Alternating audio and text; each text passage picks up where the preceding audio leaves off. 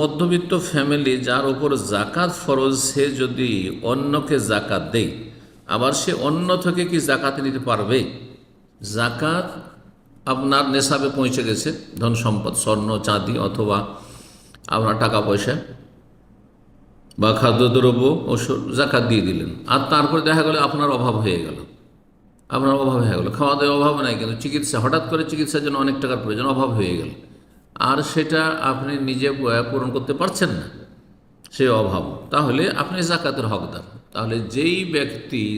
সাহেবে নেশাব, জাকাত যার ফরজ, সেই ব্যক্তি জাকাত দেওয়ার পরে যদি দেখা যায় এমন পরিস্থিতি তৈরি হয়ে গেল যে অভাবী হয়ে গেল, যাকে মিসকিন বলা যেতে পারে, আংশিক অভাব রয়েছে, আর ফকির যার অধিকাংশটাতে অভাব রয়েছে, দুটোতে এই হচ্ছে পার্থক্য পরিভাষা,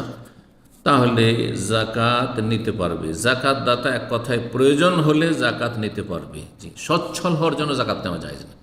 অধিক সচ্ছলতার জন্য জাকাত নেওয়া যাবে না, ধন সম্পদ বাড়া, জমি জায়গা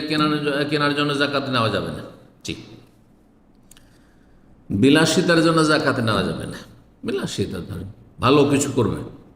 সাধারণ অনেকে বাস করছে বিনা এসিতে, কিন্তু এসি লাগাবার জন্য, আরব দেশের কথা ভিন্ন, কিন্তু আরব দেশে এসি ছাড়া দেখা যাবে না, কিন্তু ভারত বাংলাদেশে অধিকাংশ লোক বিনা এসিতে বাস করছে, কিন্তু এ বিলাসিতার জীবন কাটাতে যায়, সেই জন্য এসির জন্য জাকাত দেয়, তো যাইজ না, সেখানে অবস্থা বুঝে ব্যবস্থা। জি, تذكر يوما كنت تعانق دمعة الفكر